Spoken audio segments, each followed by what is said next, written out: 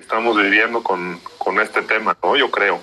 Y no hay de otra. Hay que irle aprendiendo. Pero gracias por la invitación. Gracias que aceptaste, la verdad. Nos costó trabajo, Luis, pero no nos quedó mal. Se comprobó y aquí está, ¿no? Ahí se está conectando mucha gente, te mandan saludos por ahí. Pues mira, es una plática así casual, ¿no? Para entretenernos durante esta cuarentena. Y un poquito que nos platiques, pues la verdad eres de los grandes maestros que hay hoy en día en cuanto a la luz, el diseño de la luz y todo eso. Y pues mucha gente quiere saber, pues quién es Luis Lozoya, qué hay atrás, ¿no? Quién es la familia, dónde estudiaste, un poquito así, date una introducción de ti mismo. Muy bien.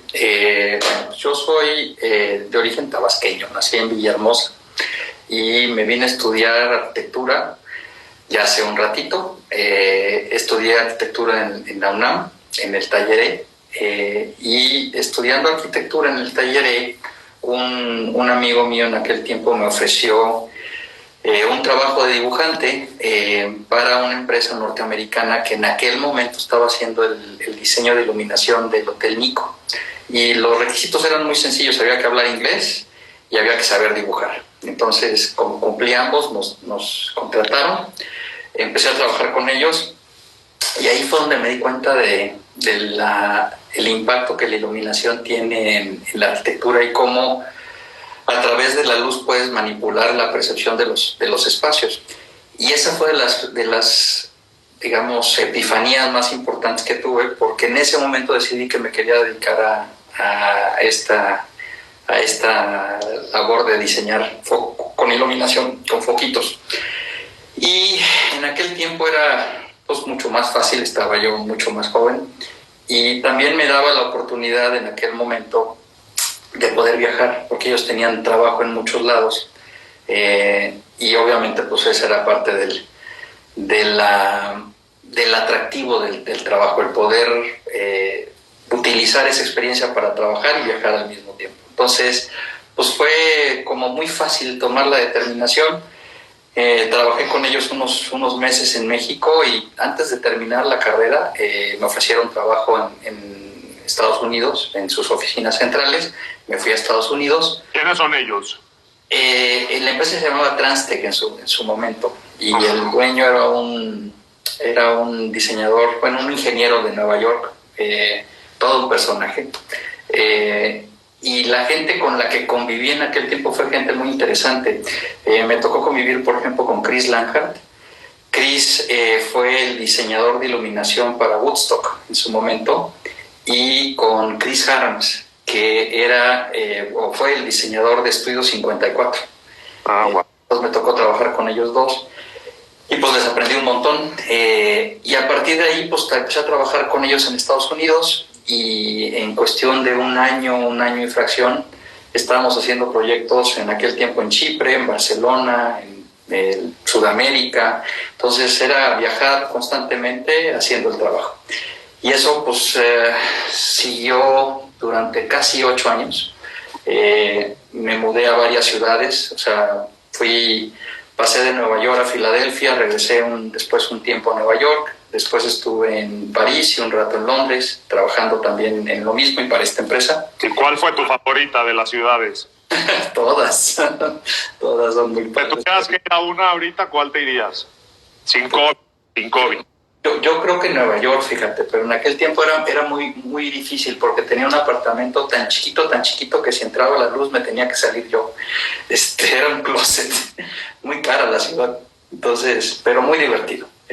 Fue una buena experiencia y eventualmente empezó a haber trabajo en México.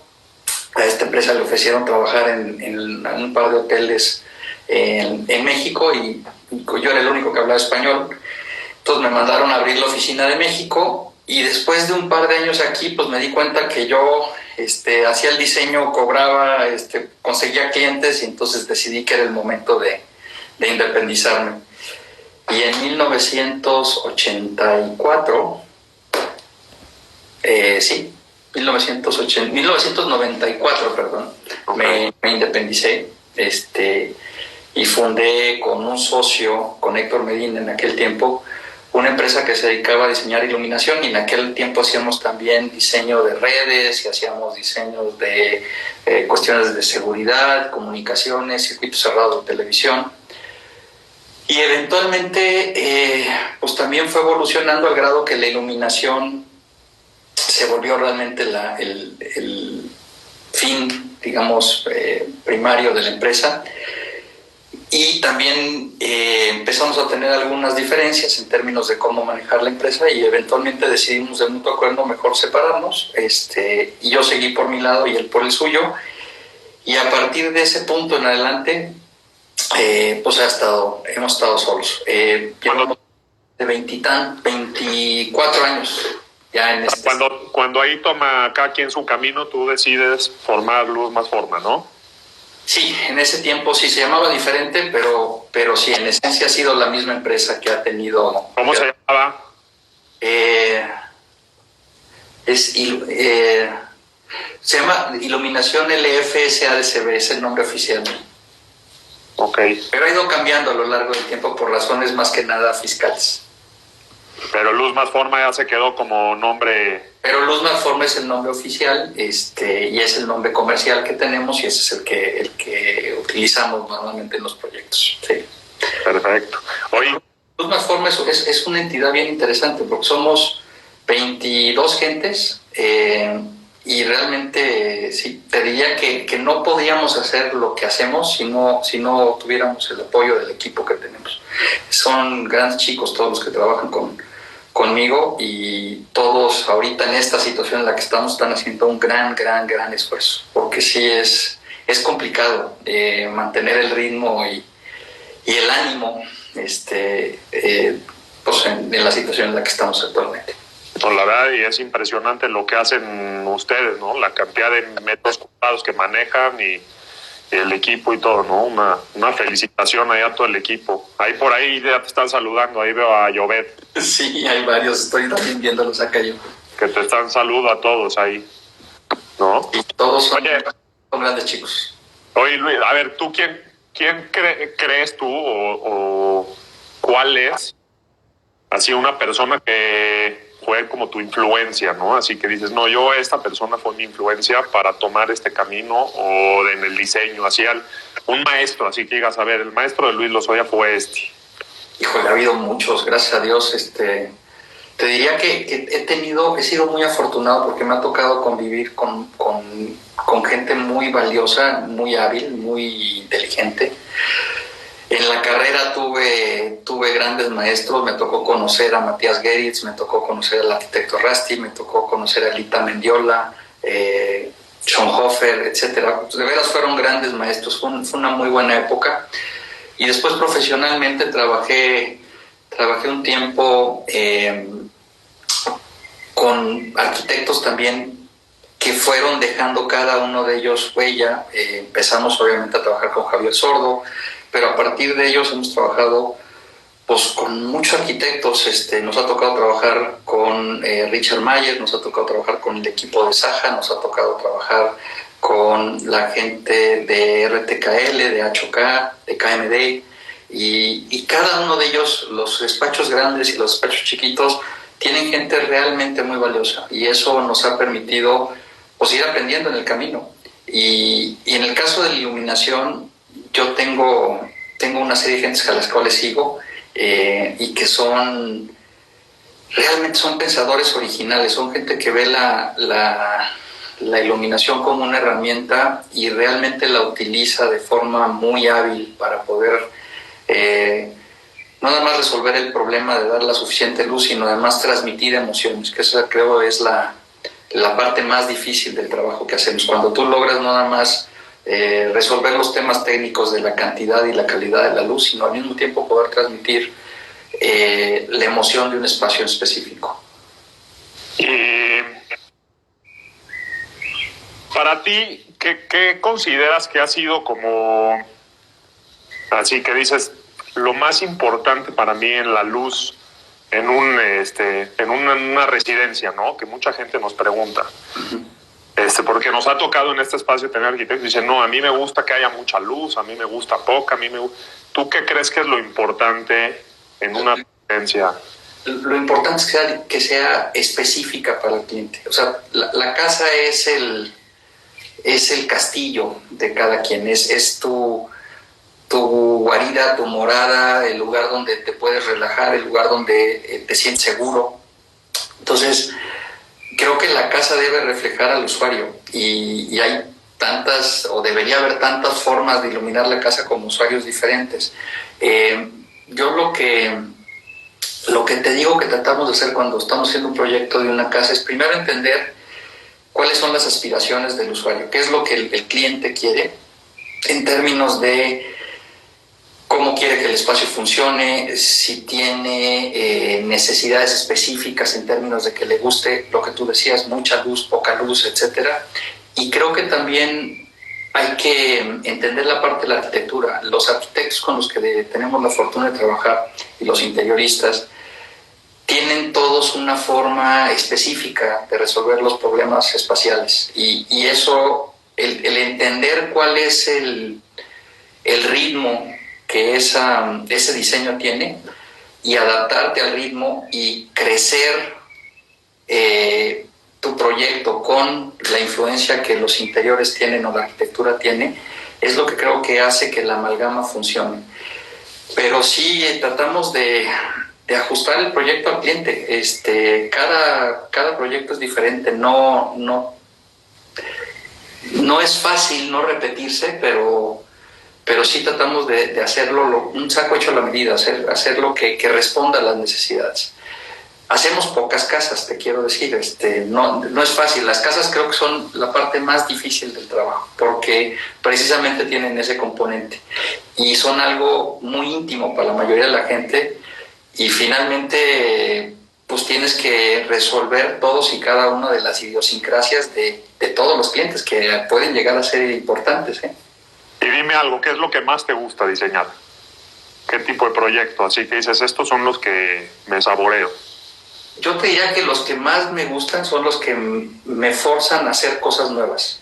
O sea, puede ser cualquier tipo de proyecto, no tiene que ser grande o pequeño, pero cualquier proyecto que represente un reto por la complejidad que tiene, por la ubicación, por los materiales o por la forma misma de los espacios, esos son los más sabrosos, porque son los que te forzan a pensar desde cero. O sea, no tienes realmente algo de lo cual agarrarte y tienes que empezar a pensar de cero el proyecto, y esos son los más difíciles. Y también es mucho más difícil diseñar proyectos que son minimalistas en el sentido que se redujo la cantidad de elementos, porque cualquier pequeño gesto que hagas con iluminación puede estar a tono o fácilmente salirse hacia arriba o hacia abajo de lo que es el justo medio de lo que debería ser. Y esa es la parte complicada.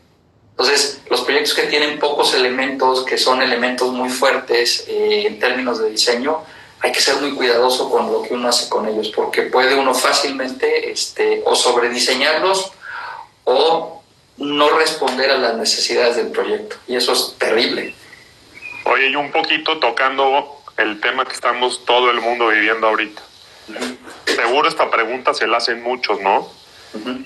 ¿Qué va a pasar en la iluminación con este tema del COVID? ¿Crees que haya un cambio en el diseño o que se empiecen a agregar estas lámparas que empiezan a sonar mucho UV?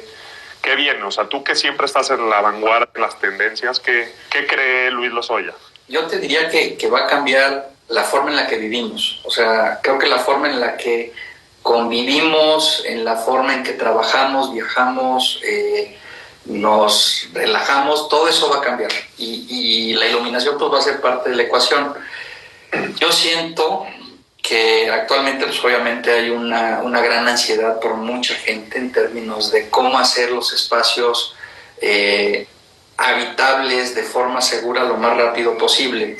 Entonces, oigo cosas de procedimientos de sanitización a través de luz ultravioleta, utilizando cualquier cantidad de químicos, ya sea esparcidos a través de los sistemas de de aire acondicionado o directamente sobre las superficies. Pero creo que la preocupación de todos, las gentes con las que yo he hablado, es cómo podemos regresar a la normalidad o lo más cercano a la normalidad lo más rápido posible. La luz ultravioleta, que es lo que está ahorita, digamos, en la boca de más de uno, es una herramienta que se ha utilizado durante mucho tiempo para matar organismos, porque lo que hace la luz es que destruye, dependiendo de la frecuencia, de la longitud de onda, destruye y hace que las células se sufran mutaciones y terminen muriendo. Desafortunadamente, la luz ultravioleta que realmente puede atacar los virus está en un rango en la que también puede llegar a ser peligrosa para el ser humano, porque produce cáncer. Muchas de las usos y aplicaciones que conocemos de la luz ultravioleta son las camas para bronceado, por ejemplo. Existen algunos aparatos que sirven para sanitizar el cuarto de hotel, por ejemplo. Pero cuando estamos hablando de espacios mucho más grandes, empieza a complicarse por, primero, la afectación que puede tener el tener estas luces encendidas durante el tiempo que la gente esté allí. Entonces, no son compatibles, digamos, el uso de los espacios con el proceso de sanitización, por lo cual hay que hacerlo en horas que no sean hábiles. Y después también hay un proceso de degradación. La luz ultravioleta tiende a decolorar los materiales, hace que ciertos plásticos se deterioren mucho más rápidamente. Entonces hay que tomar en cuenta todos estos factores y hay que tomar en cuenta también que las longitudes de onda que realmente afectan a las bacterias y a algunos de los microbios no necesariamente afectan a los virus por la condición de cómo los virus se reproducen. Entonces, no es una panacea, es una forma de resolver el problema de forma específica en ciertos lugares, pero no es una panacea. Ahora, yo creo que la iluminación va a tenerse que replantear un montón de problemas, porque con la disrupción que hay de las cadenas productivas, pues tenemos que empezar a pensar también en que no podemos depender de China para todo, no podemos depender de Asia para todo, y tenemos que buscar también empezar a desarrollar tecnología nacional. Creo que es muy importante que haya gente que esté desarrollando tecnología en términos de iluminación, no nada más en términos de la luz ultravioleta, sino de toda la gama de necesidades que la iluminación tiene.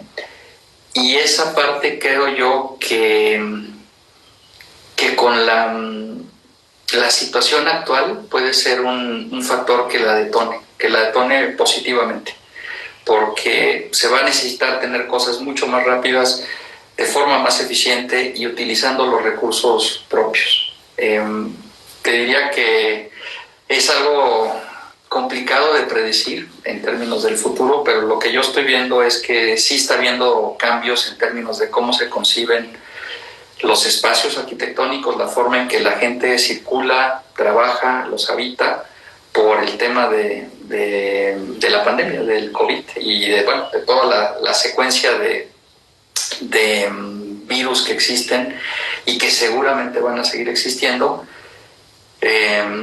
Y que eso no lo vamos a poder parar. Entonces tenemos que buscar la manera todos de hacer que los espacios en los que vivimos sean espacios mucho más sanos, y eso implica el uso de ciertos materiales y de ciertas condiciones, en mi caso de iluminación. Tocando este tema, ¿tú crees que las certificadoras, este tipo, el LEED y todos estos certificados, ¿tú crees que empiecen a agregar algún tipo de puntuación o agreguen algo a sus certificados que vaya enfocado a esto?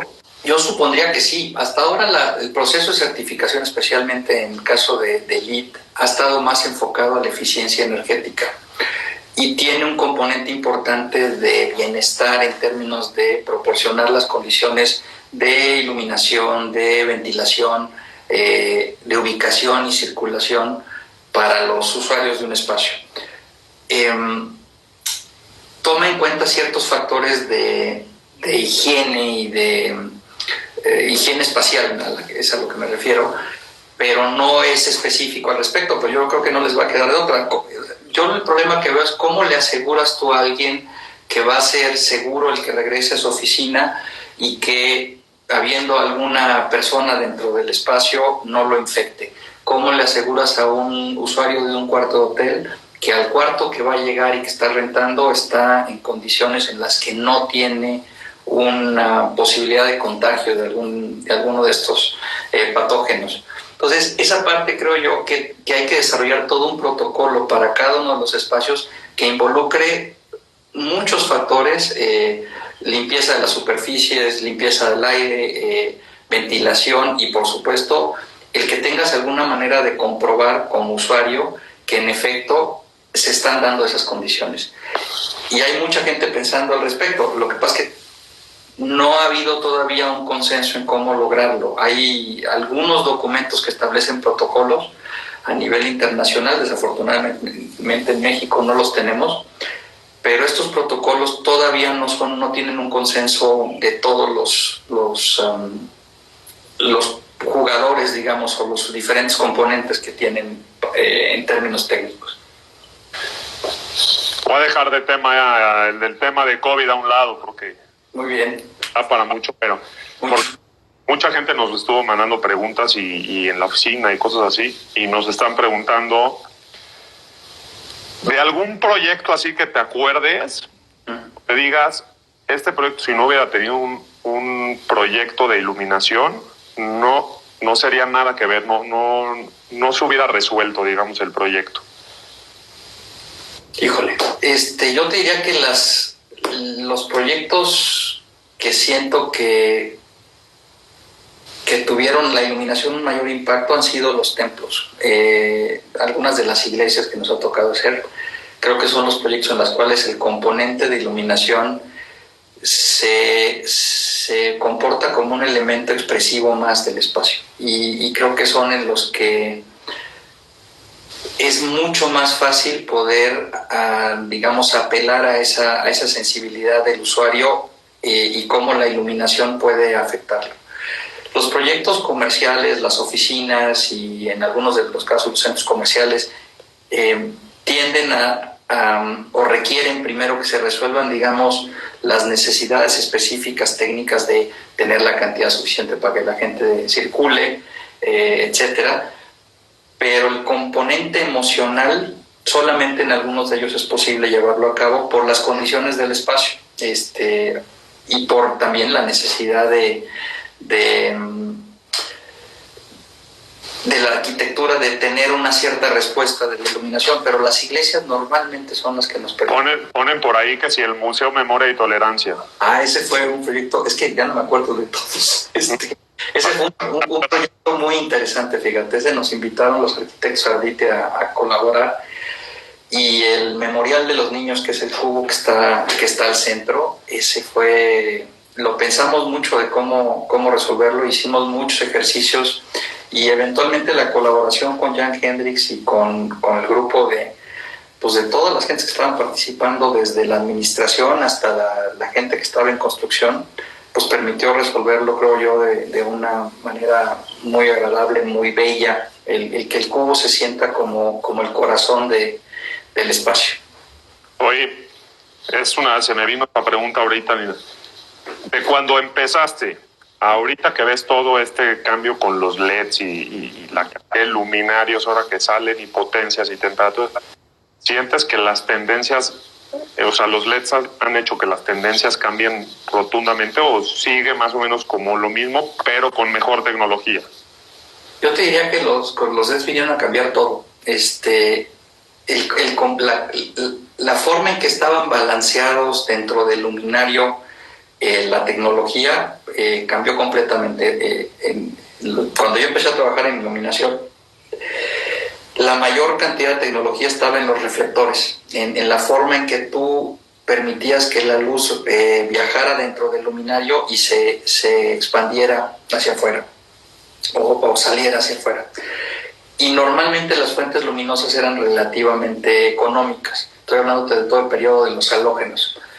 En aquel tiempo empezamos a utilizar aditivos metálicos, estoy hablando hace por lo menos una década, y empezaron a salir toda una serie de lámparas que utilizaban aditivos metálicos como la fuente primaria para producir arcos de alto voltaje dentro de ampolletas rellenas de gases nobles y tierras raras. Y ese fue el gran primer brinco tecnológico que yo vi en la iluminación, porque nos permitió de pronto tener la capacidad de poder producir mucha luz con fuentes relativamente compactas, mucho flujo luminoso con fuentes relativamente compactas. El inconveniente que tenían era que no se podían controlar o atenuar porque el arco se extinguía cuando tú lo intentabas atenuar.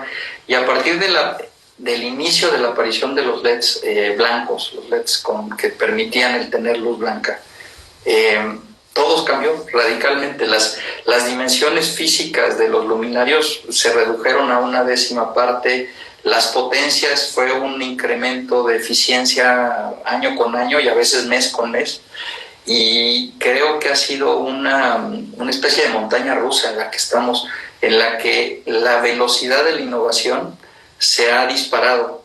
Anteriormente tú tenías brincos, digamos, tecnológicos cada año, cada 2 años. Ahorita lo estamos teniendo en cuestión de meses, o los habíamos estado teniendo en cuestión de meses. Entonces, la capacidad de producir luz con un mínimo impacto de calor en el espacio, con una mínima cantidad de energía, y además tener la capacidad de poderla dirigir hacia cualquier objeto o hacia cualquier punto, colocarla prácticamente en cualquier punto en el espacio, en el piso, en los muros, en los techos, y al mismo tiempo tener la capacidad de poderla controlar en términos de intensidad es algo inusitado.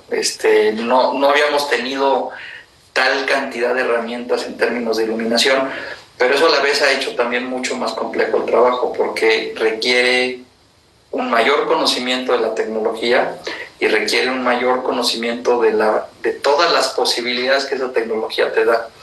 Ahora, creo yo que, por ejemplo, ha habido cierta cantidad de abuso en el uso, por ejemplo, del color. Yo en lo personal creo que el color en la iluminación tiene que tener un sentido, y creo que tiene que tener un sentido en la cual contribuye a la arquitectura, contribuye al espacio. Y obviamente a partir de que salieron LEDs que te permitían a través de la combinación de los primarios poder lograr cualquier tono de color, bueno, pues empezamos a tener edificios y ciudades que cambiaban de color a todas horas del día, y creo yo que perdimos parte de la sobriedad que muchas ciudades tenían, y creo que se exageró. Sí, se volvió trivial el uso del color. Creo yo que en este proceso eventualmente vamos a tener una curva, como siempre, en la que regresemos otra vez a una tendencia de mucha mayor sobriedad, y creo que la situación económica actual y la futura, que seguramente va a estar muy complicado, nos va a forzar a ser mucho más económicos en el uso de los recursos en todos los sentidos.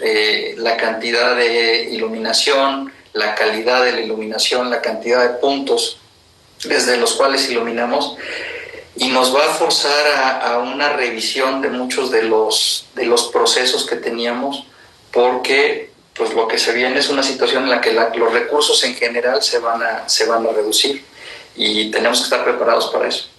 Oye, Luis, ¿cómo ahorita dijiste algo importante, ¿no? Que está cambiando la tecnología en cosa de meses y eso. ¿Cómo le haces tú y cómo le transmites tú a tu gente esas nuevas tendencias? O sea, ¿de dónde viene la tendencia? ¿De dónde tú estás buscando? ¿Dónde se lee? Mucha gente que está viéndonos ahorita es gente del medio, obviamente, y le interesa saber un poquito de dónde leer, qué páginas, qué es lo que tú haces para mantenerlos a todos con ideas frescas y estar innovando constantemente en todos tus proyectos.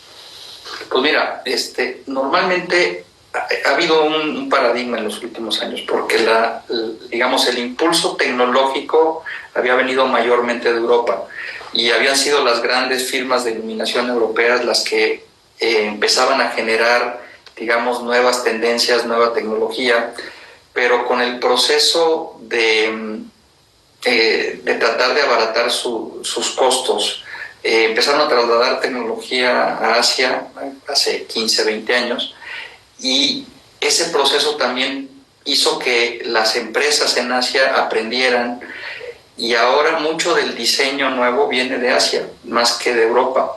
Europa sigue siendo un bastión en términos de diseño, y Estados Unidos o Norteamérica, digamos, es el otro referente.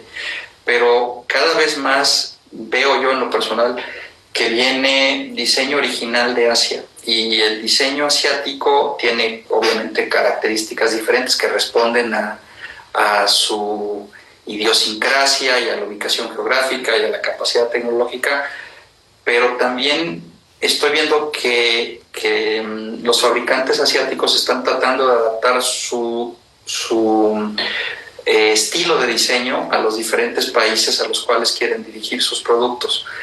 Y en muchos casos también están buscando formas en las cuales toman los conceptos que originalmente se desarrollaron en Europa, y obviamente desarrollan unos conceptos de forma a veces mucho más amplia que los mismos diseñadores europeos. Pero creo que la mejor manera de mantenerse al día es las publicaciones. Hay un montón de publicaciones que, si quieres, después te paso una lista para que la compartas. Y hay publicaciones muy serias en las cuales pues las sigo periódicamente. Y la otra es estar abierto a todos los eventos, o sea, que pueden dispararte la creatividad, la música, las imágenes que ves, la vida cotidiana, la moda, todos esos eventualmente se vuelven como pequeñas chispitas que vas guardando, y de vez en cuando se unen y forman una llama, y con eso se te ocurre algo nuevo. Mira, de por aquí una pregunta que te la voy a dejar ahí. García, si la puedes ver ahí o no. Sí. ¿Cuál es el proceso? ¿Cuál es tu proceso creativo? Madre santa. Es definitivamente no lineal. Es más, hay veces que empezamos a trabajar, digamos, en la forma más ordenada que te puedas imaginar, en la cual hay un análisis del espacio o los espacios. Después vemos qué tipo de iluminación los manuales o los códigos nos piden para el espacio. Empezamos a trabajar en alguna solución, digamos, que responda a ese aspecto técnico, y en la mitad del camino se nos ocurre algo diferente y empezamos de cero otra vez. Entonces, te diría que no es un proceso lineal, y no es igual para cada proyecto. Hay veces que tenemos un proyecto o nos llega un proyecto, y te juro que llegamos a tener hasta algunos conflictos en términos del proceso, porque no logramos encontrar la manera de resolverlo, y de pronto en cuestión de 24 horas sucede que de pronto te levantas un día en la mañana y ya sabes cómo hacerlo. Entonces no hay una forma que te la pueda yo describir como 1, 2, 3, 4, es un proceso no lineal. Sí. Oye, por aquí te mando muchos saludos, por ahí vi a Jean-Michel. Veo a mucha gente ahí de tu oficina, mi esposa, a Cheva. Un saludo a Julián, un amigo de la universidad en Cancún. Es que luego dicen que no lo saludo. Por ahí veo a Irving también, Eder, a todos. Crean que tratan, pero mira, ve, aquí te manda saludos Luis desde Cancún, agradeciendo de colaborar contigo para proyectos de Interarc. Rebeca Pérez Medina. Muy bien. Por ahí te están echando porras los del equipo Mítica. Ahí te pusieron. Para que no digan que luego no decimos, ¿no? Sí. Pues muchas gracias a todos. Gracias por el apoyo y gracias por la confianza. Te manda también ahí Jorge Nestel, que lo conoce. Sí, claro. Que si has diseñado algo para conciertos o eventos. Fíjate que muy poquito. Lo que hemos hecho son para eventos muy pequeños. Hemos hecho un par de teatros y hicimos iluminación para la Arena de la Ciudad de México, pero realmente no es nada significativo. O sea, no como tal un evento. No, para eventos de música o ballet. Me encantaría diseñar iluminación para óperas. ese es algo que tengo muchas ganas de poder hacer eventualmente. Pero el teatro me gusta mucho y lo disfruto, y la ópera también. Y creo que se presta a poder hacer realmente cosas interesantes con la luz. Y me toca ver unos ejemplos que dices, híjole, como me encantaría poder haber hecho algo al respecto, o haber participado, pero no he tenido esa suerte todavía. Hoy preguntan aquí, bueno, no más de una persona, que ¿cuál ha sido tu mayor reto? Mi mayor reto, híjole, es difícil. Me costó. Es difícil. Te diría que mantenerte. Dicen que hay un dicho muy interesante que yo sigo: renovarse o morir. Entonces, creo que tienes que buscar la manera de todos los días encontrar primero una motivación que te permita seguir trabajando y creando, y tratar en la medida de lo posible de caer en fórmulas. Creo que en el momento en que empiezas a caer en fórmulas, la vida se vuelve muy monótona, y el trabajo más todavía. Entonces, creo que la clave es esa, es buscar la chispita que todos los días te hace que te gire la ardilla, como dicen en mi pueblo. Oye, ¿y tú crees que los desarrolladores, los arquitectos, todo este tipo de despachos, ya se están dando cuenta la importancia de la luz y la importancia de contratar y pagar un proyecto de iluminación? Yo creo que tiene muchos años la tendencia. En México, cuando yo empecé a trabajar, y estoy hablando hace 20 y tantos años, las empresas que existían en aquel momento utilizaban el proyecto de iluminación como una herramienta para vender producto. Y no digo que no hicieran buenos proyectos de iluminación, pero el fin ulterior era no hacer necesariamente un buen proyecto de iluminación, sino tener una herramienta de comercialización. Y primero en Europa y después en Estados Unidos empezó una tendencia francamente abierta, aunque los primeros diseñadores de iluminación con los cuales yo tuve conocimiento son norteamericanos, Richard Kelly. Y empezó a existir una tendencia en la cual se valoraba, digamos, el trabajo creativo de alguien que se especializaba en iluminación, exclusivamente en esa parte.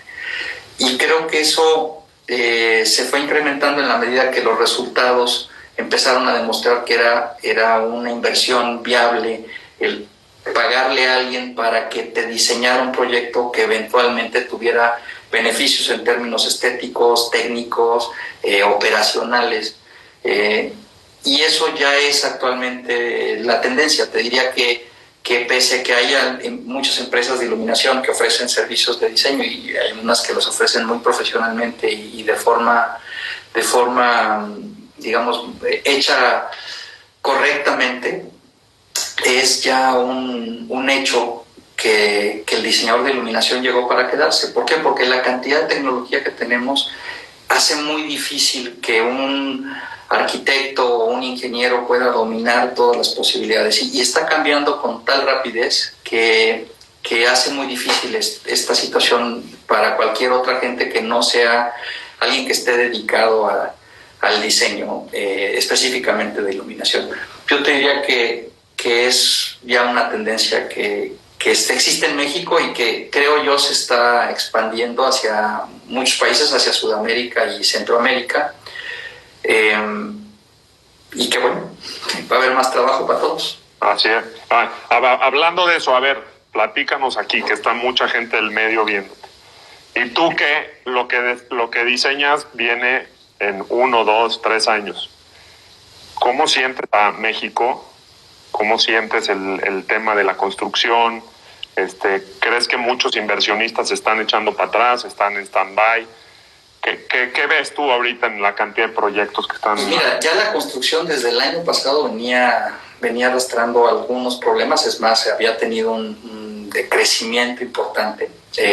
Con la entrada del nuevo gobierno, mucha de la construcción se detuvo por cuestiones de permisos y por cuestiones de facilitación de dichos permisos.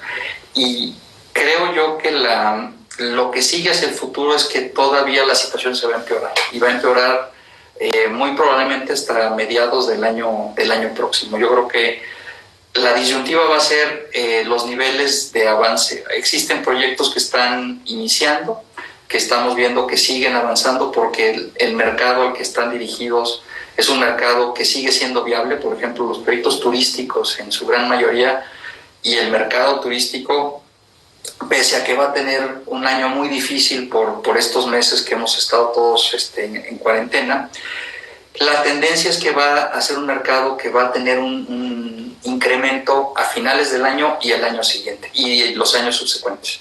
México tiene un enorme potencial turístico y tenemos un montón de lugares que están subdesarrollados y desafortunadamente hay otros que están sobredesarrollados. Creo que lo que tendríamos que pensar es cómo podemos potenciar esa riqueza turística en todos los niveles. Entonces, esa parte del mercado creo yo que va a seguir y va a seguir avanzando. Y además es un mercado que en la mayoría de los casos ingresa dólares y paga pesos. Entonces, con los diferenciales cambiarios tan fuertes que estamos teniendo, pues la probabilidad de que ese aspecto continúe, pues está ahí y lo sigue haciendo viable.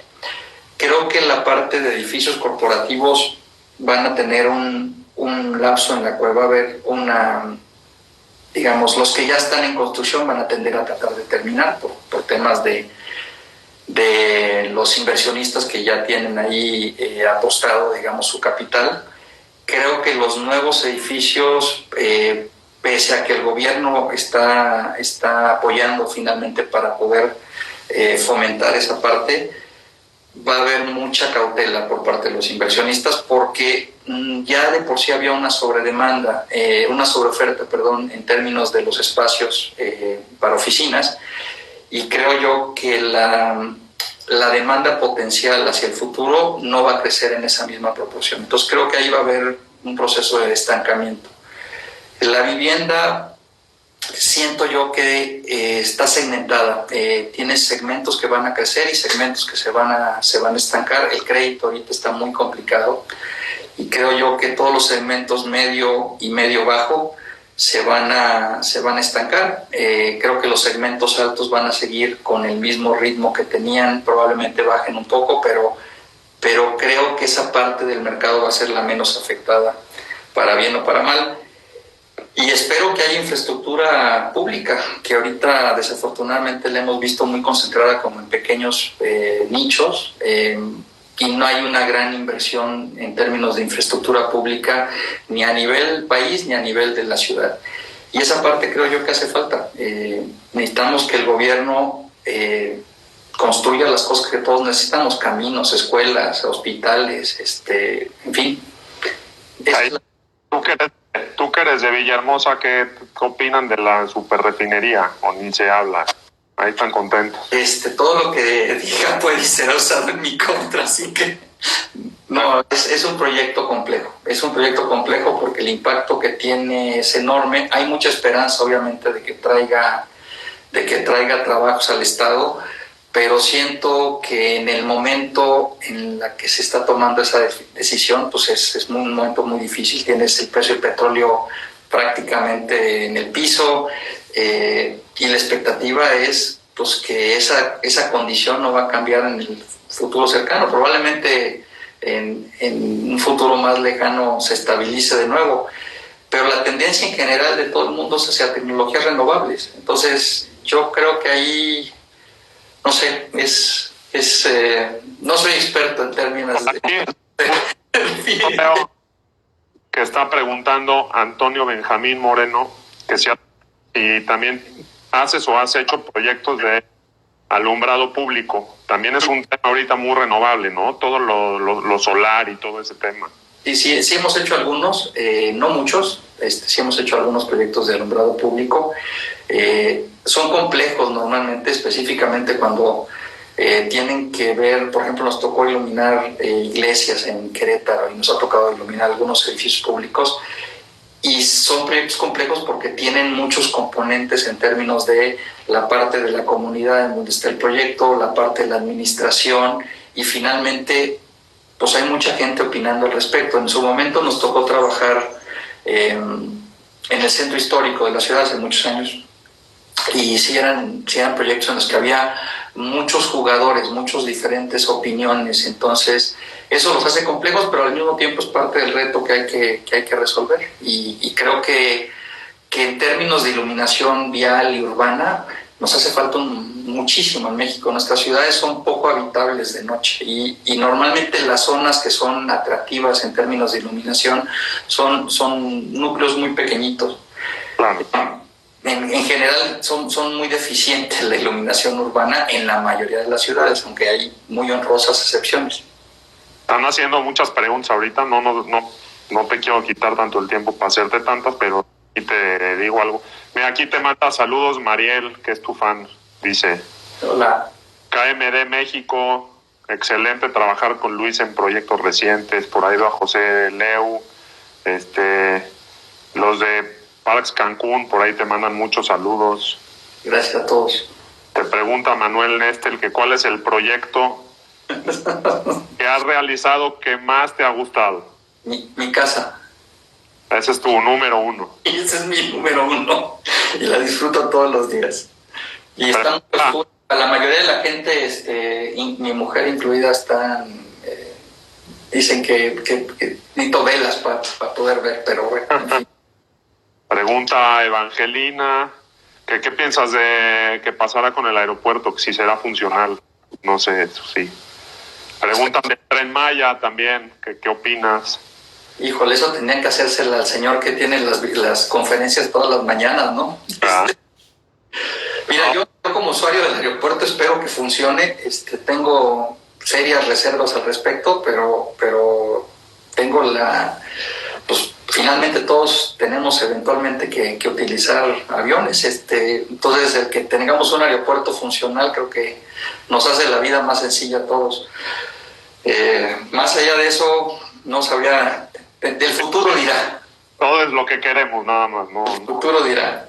Ya, te voy a hacer una más y te dejo para que sigas chambeando, porque sabemos que eres muy trabajador y no te estamos interrumpiendo ahorita. Hay que juntar para la renta todos los meses. Sí, seguro ahorita le estás dando al Zoom durísimo, ya me imagino. Sí, hay una situación ahorita compleja porque la cantidad de demanda en términos de videoconferencia es enorme.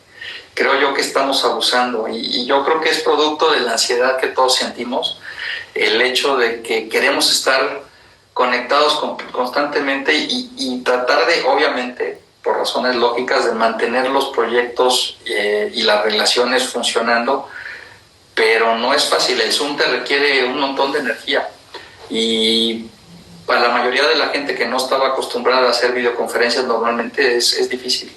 No ha sido una solución fácil, pero creo que el poder lograr el seguir trabajando remotamente no hubiera sido posible hace unos años. Creo que la capacidad que tenemos actualmente en términos de tecnología, conectividad, hace que está ayudando para esto mucho. Funcione, exacto, como esta conferencia que estamos teniendo. Dejamos una pregunta para el final. Va. Es ¿qué legado tú quieres dejar en la iluminación? Así que dices, yo quiero que mis nietos o nietas digan... No, mis aspiraciones no llegan a tanto. O sea, te has convertido como un emblema. No. Mira, el día que tú te crees lo poco o mucho que has hecho, ese día estás frito. Yo lo que te diría es que espero hacer bien mi trabajo. Espero que la gente para la que trabajo y con la que trabajo se sientan satisfechas de la colaboración que mi equipo y yo podemos darles. Pero mi aspiración no va más allá de eso. Creo que el hablar de legado o el hablar de dejar una huella se me hace egocentrista, para ponerlo en términos sencillos. No es algo que lo estoy buscando, ni estoy buscando. Es un poco como las huellas que uno deja en la playa, se las lleva a la siguiente ola. Y así un consejo que le des para el final para gente que está empezando en esto del diseño de iluminación. Paciencia y ánimo. Crean en sí mismos. Eventualmente Si la convicción es fuerte y la capacidad es real, el trabajo está ahí, y las posibilidades se les van a ir abriendo. Ahí te ponen que prepares a tu aprendiz, que ese va a ser el mejor legado. Muy bien. Bien. ¿No? Muy bien. Pues Luis, yo personalmente te felicito, la verdad, por esa sencillez, esa humildad, el agradecido, ¿no? Que estás aquí con nosotros y te tomaste el tiempo. Ahí te mandan saludos, ahí estoy viendo, es que si no luego me reclaman, si no los mando, de Omar, que creo que está viendo el proyecto de Secrets Playa, así pone también, ¿no? Gracias, Luis.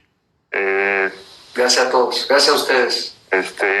Y pues que todo esté bien por allá, que